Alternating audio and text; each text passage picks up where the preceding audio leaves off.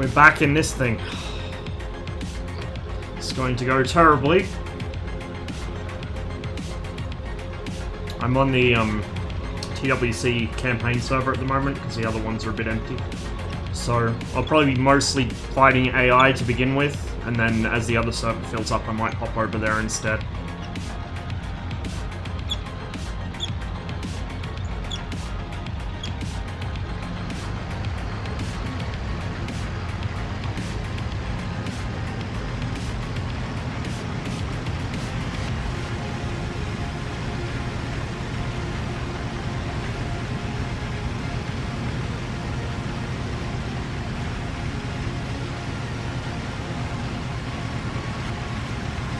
A little bit spirited as she comes off the ground. Okay, he is coming up.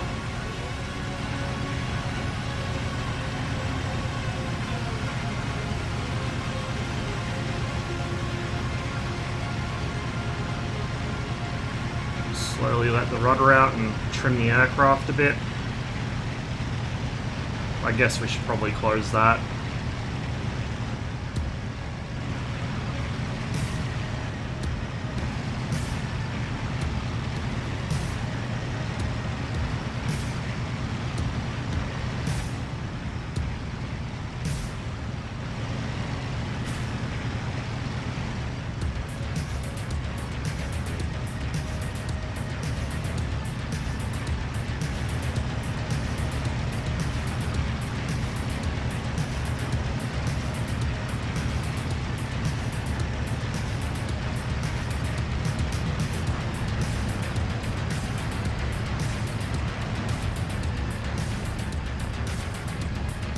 I'm being brave today. I'm using a different paint scheme.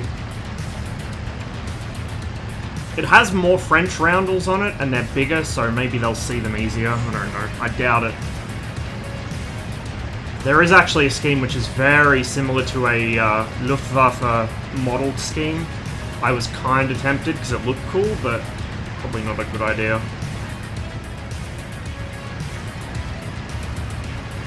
The torque roll on this plane is so powerful. I have to hold my stick over about a quarter travel to the right just to trim it out. I don't... Well, no, there is no aileron trim on this. And, you know, the rudder isn't going to help me much against torque roll. It's only going to help me against the swing from the corkscrewing effect, so...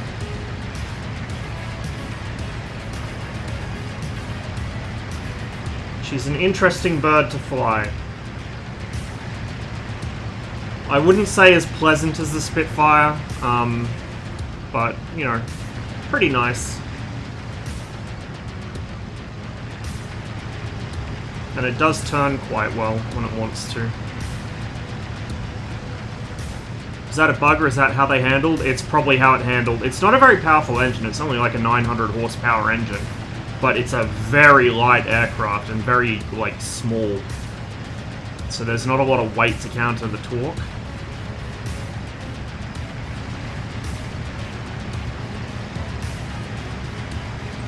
I mean, even in the Spitfire, you want to hold a little bit of aileron into it, unless you're at the trim speed, because, you know, the Spit doesn't have aileron trim either, at least not before the, I think it was the Mark 22, when it got the new wing. But it's much less noticeable in a Spit than it is in the D520. Spitfire wings are twisted to counteract the twisting motion. Not as such.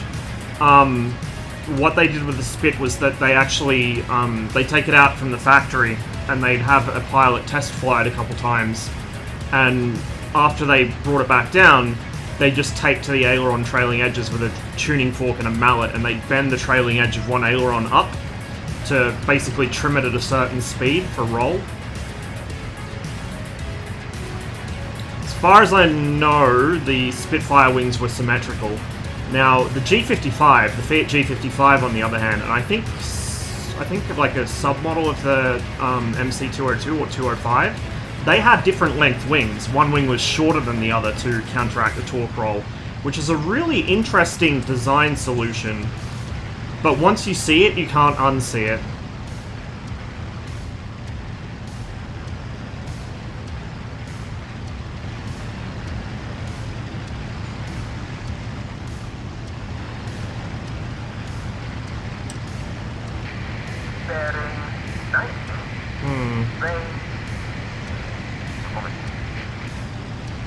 that would suggest to me that there's nothing in the air.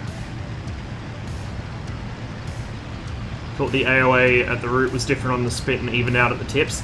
Yes, but that's not to counter the torque roll, that's washout. So that what that's there for is high angle of attack handling. That's why, if you look at the Hornet, look at the angle that the tip rails for the AIM-9 sit at compared to the wing root. The Hornet has really pronounced washout, and it's the same as why they did it on the Spitfire. It prevents it having any real nasty stall characteristics. So the idea is that the stall will... I think it's so that the stall originates at the wing root and kind of spreads evenly between the wings, rather than it getting a really vicious tip stall like some aircraft do. Particularly, I think the Mustang had quite a severe tip stall tendency from memory.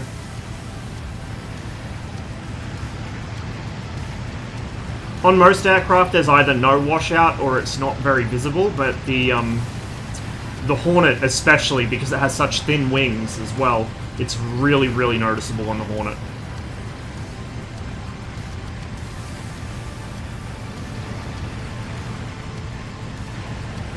Is this worth it for 70 bucks? So far, I would say so.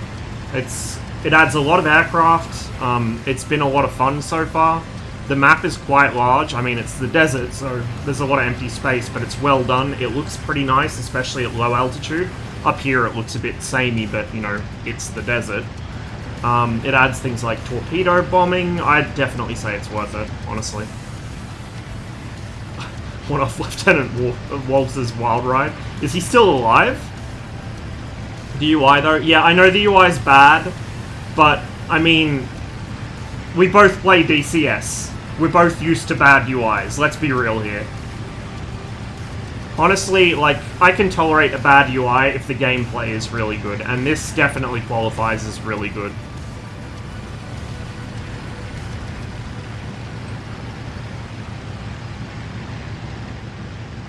I don't know if we're going to find any Germans, just because there's not many people in this server. They're all on my team, and I'm not getting any call-outs for enemy raids. If we don't come across anything before too long, I'll probably switch servers, but I do want to try and get some more time up in the D520 today. So I might need to go back to the channel map for a while, just while I wait for servers to populate, but I do want to be able to fly this today. So I definitely want to do some desert wings.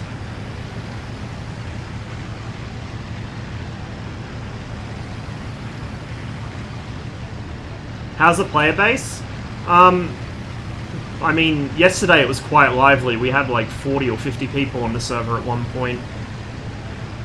It's not going to be, you know, DCS level, because it is an older game and it's a bit more niche, but it's healthy. It's healthy. And the thing is as well, even if a server empties out, so it's only you and 2 other people, the AI in this are much better than any other modern flight sim, and so a lot of the time you can't really tell if you're being engaged by players or AI.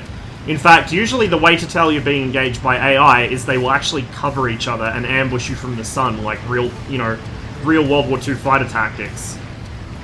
If they're playing it a bit more fast and loose, it usually means they're players. Hey, Saber. A little bit of a hiccup there. Somebody might have spawned something in. So the TWC guys, the group that runs this server, they have the ability to actually spawn in raids and stuff. And usually when they do that, the game will hitch for just a second as it kind of calculates what to do. Oop! Flak bursts. Are those for me? I would say they are for me.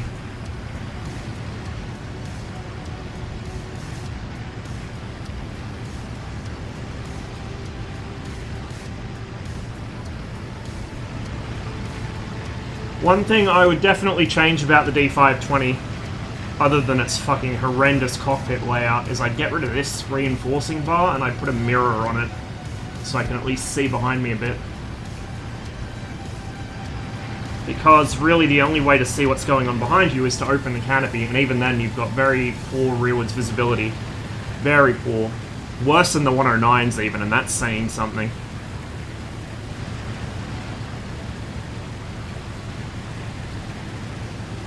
The sounds in Tobruk and Cod are terrible, especially the weapons sound.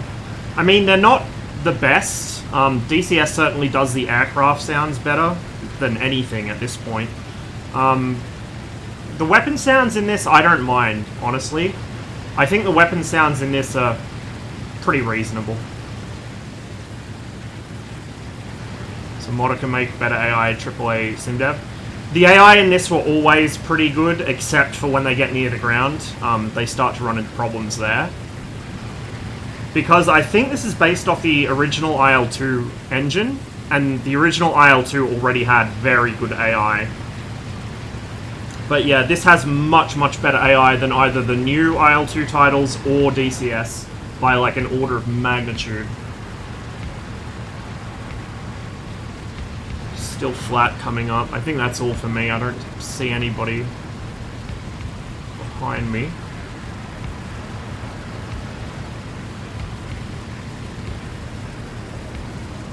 French military aircraft designs in the 30s leave a lot to be desired. Honestly, the D520 is a really nice plane. It's just too French for its own good. Like, there's a lot of very advanced systems automation in this. As best as I can tell, this thing has, like, the French equivalent of a Kommandogeret. And it's, like, this is 2 or 3 years before the Germans started putting that in their own aircraft. So, it's a pretty advanced little plane, but the cockpit layout is, like, extremely French. All the controls are unergonomic as fuck. And the cockpit visibility is bad. If you could fix those 3 things... 3? 2? If you could fix those things, which I didn't count before opening my mouth, and then whack, like, a Merlin in this, or something with a little more juice than a 12Y, this would be a fantastic little fighter plane. I believe they did actually make an experimental version with a Merlin in it, but it never really entered service because it was too late by that point. Same could be said for modern French fighters as well. I would not agree with that. I would absolutely not agree with that. The fucking Rafale is excellent. It's on par with anything the US or Russia could build.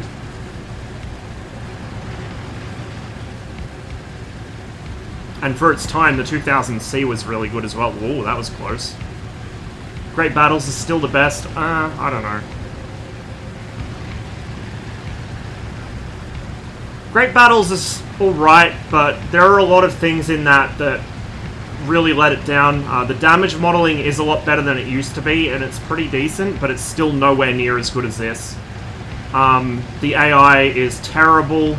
The UI is really nice. The campaign system's really nice. But, like, there's a lot of things in that just, I don't know. I think the original IL-2 and this both did better in some ways. Is this plane clickable? Partly.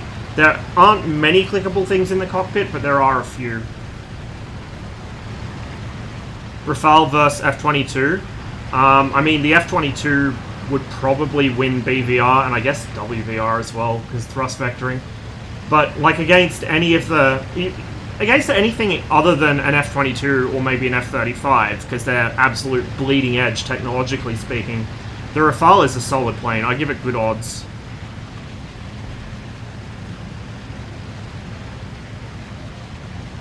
I mean, people talk pretty highly of the EF-2000, and if you look at how the Swiss assessed the Rafale versus the EF-2000, it kind of says a lot. How many planes total are there, not counting variants? I mean, it is mostly variants, but there's probably, like, at least about a dozen types, and then each type has about 5 or 6 variants. Like, there are a lot of aircraft in this.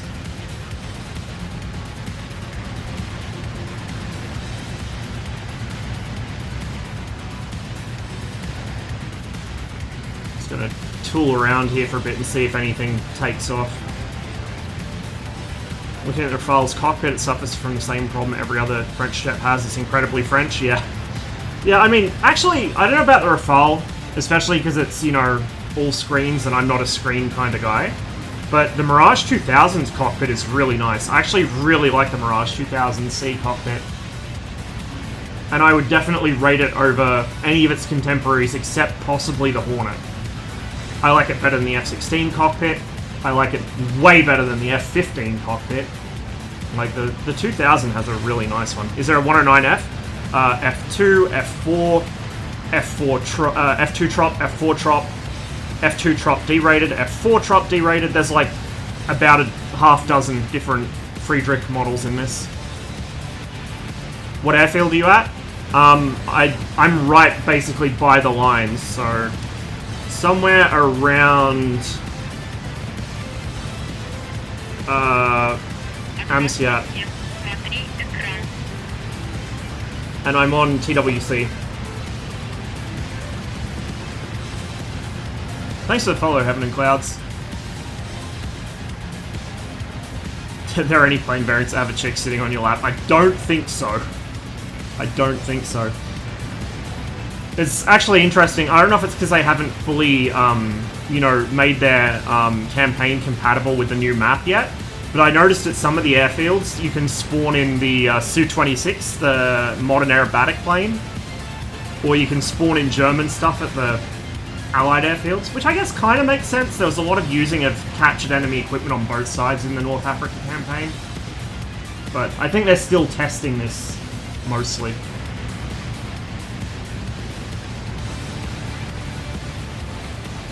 How did the Swiss assess the Typhoon versus Rafale? Less capable in almost every respect. And they assessed the Gripen as being, like, severely less capable in every single respect. In fact, it didn't compare favorably with their existing Legacy Hornets in some ways.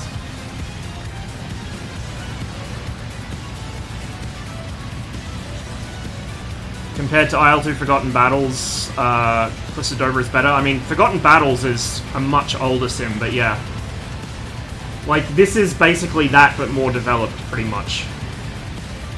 Whereas, Great Battles is more of an offshoot of Rise of Flight, and it feels more like Rise of Flight in a lot of ways. It's not bad, you know, it's just different, whereas this does very much feel like the successor of the original IL-2.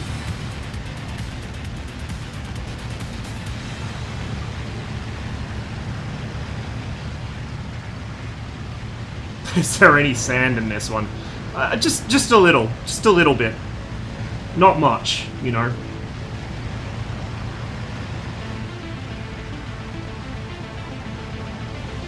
So that's the Allied radar station there, which should be Solom. Actually, the Solom seaplane base is right behind me, I think.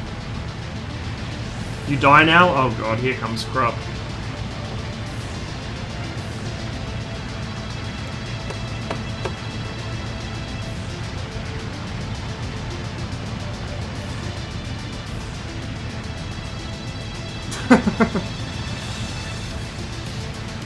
Where's this right now? This is, so that's Solom there.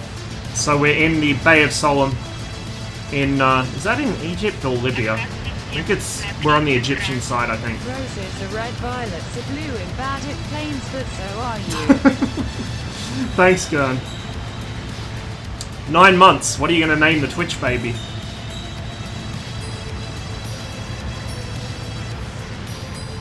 Maybe rolling the server in a few. Aww.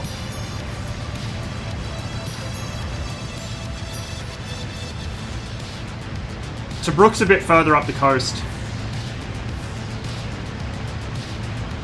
So Bardia is over there, and then Tobruk's like way off past the horizon in front of my nose.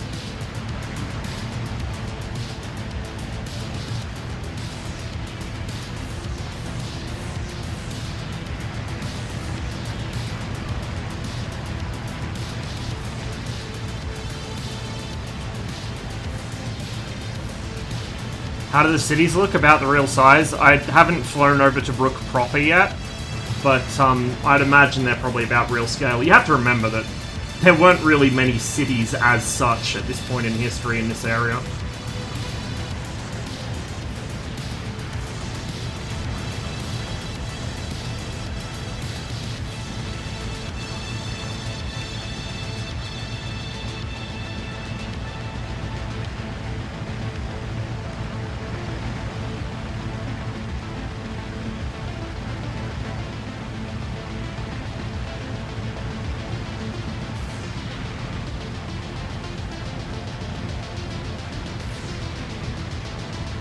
That would be nice, Ustio, but honestly, the big thing that this has that no other sim has is the locational damage.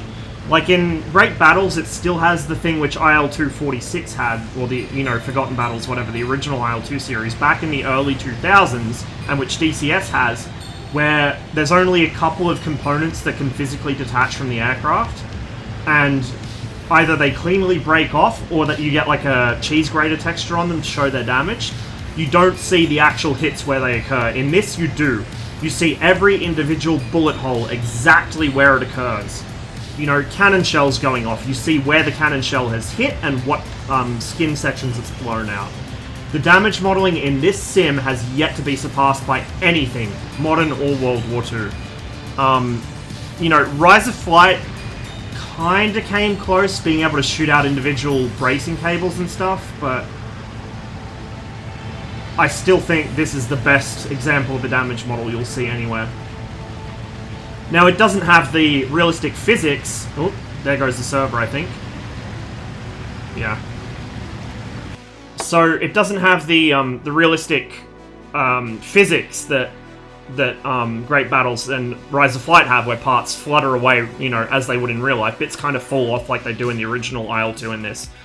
But, you know, it's kind of 6 to 1, half a dozen to the other.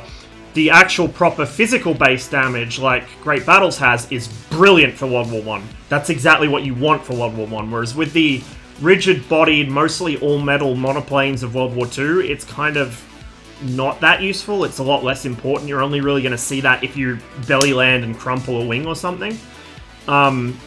So I'd rate it as less important than what we have here. Soft body physics be rad, but system intensity? To a degree.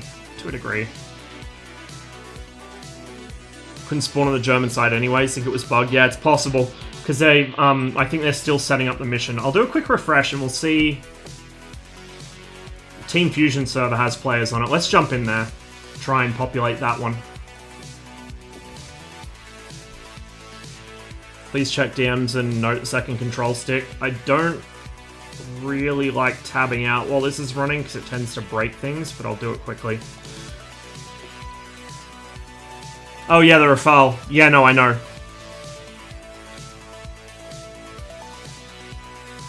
I don't know what that's for. I guess maybe some sort of air-to-ground functionality or something, but yeah, it is a bit odd.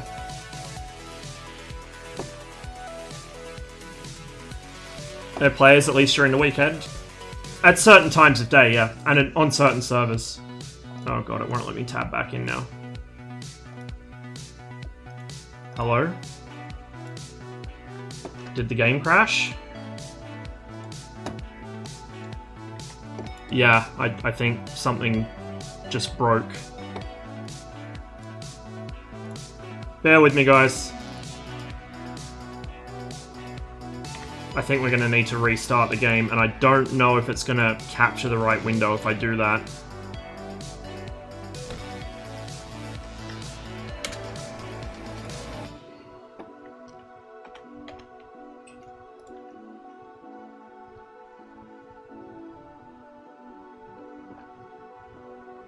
If I can even find where the process is.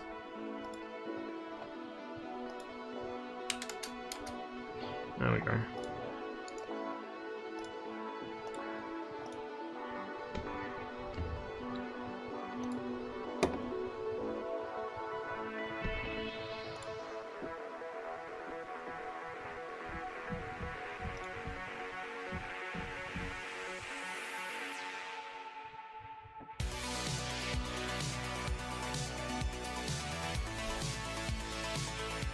Why tab when you have a second monitor? Because I have to click outside the game to do things on the second monitor. Like, as soon as I click anything on that monitor, it takes the game out of focus. Also, I don't have Discord open on the second monitor at the moment. So I had to actually open it up.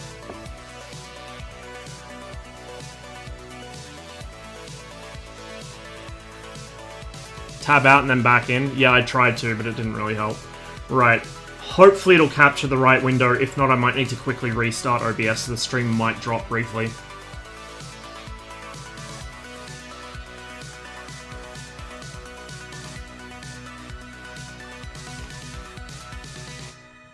What?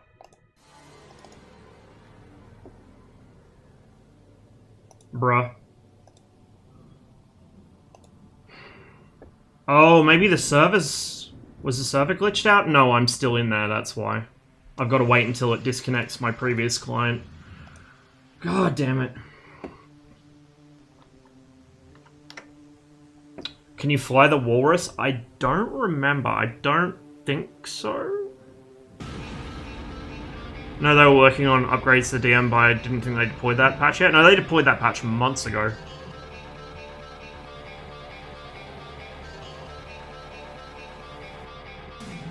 No, it hasn't yet, Saber. It's got the menu. The actual 3D window is a separate one.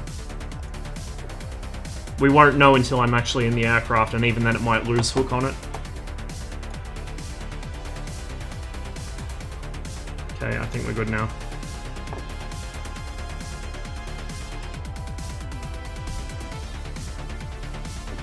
Bought Claude, but had trouble setting up the controls, so I gave up on it.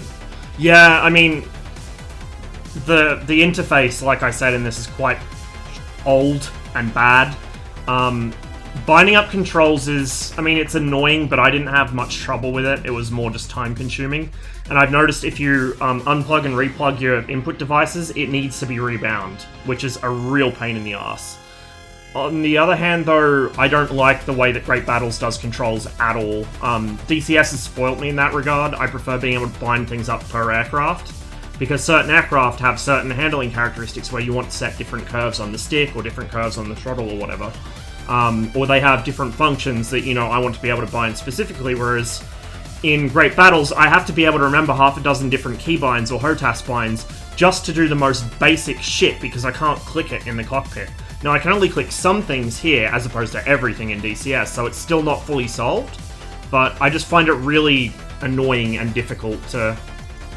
Is this server bugged out? It might be the server. Because I can't click anything.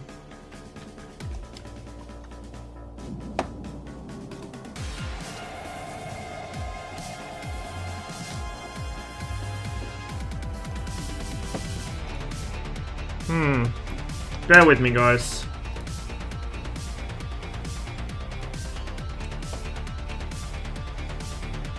Don't know what's wrong with it, but that specific server seems to be kind of crapping itself.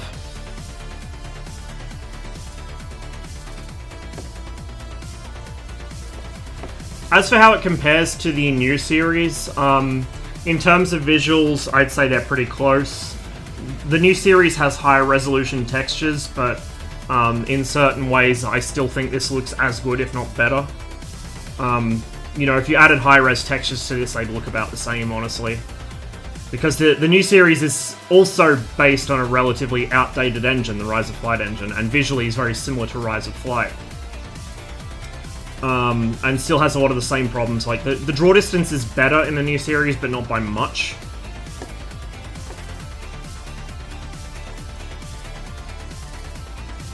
Damage model in this is far better. Flight modeling, that's a rather contentious one. I don't know. I mean, it seems reasonable in both.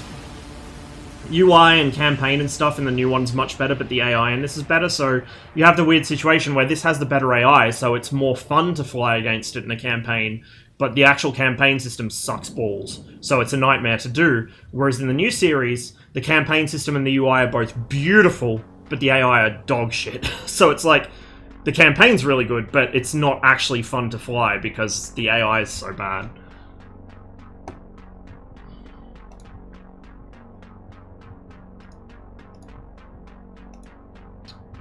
I do not know what is going on with that server, so we'll just go...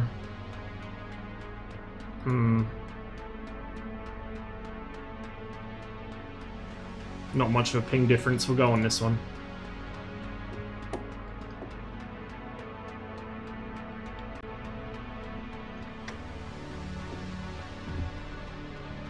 Seaplane's 100 kilometers away in Great Battles. I mean, the spotting's better than it used to be, but it's still not as good as this. And I mean, like, not just the actual spotting distance, but the overall draw distance. It is better than this, but it's not, like, as much as it really ought to be.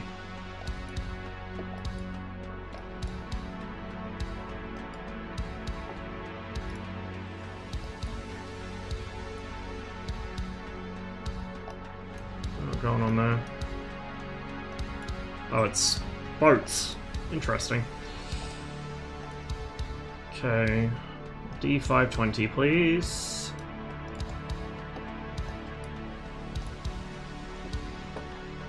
I have to, at some point, test out the Beaufighter, Night Fighter variant and see if it actually has working radar. I have no idea if it does. And OBS has not hooked the window. I'm gonna have to restart the stream real quick, guys.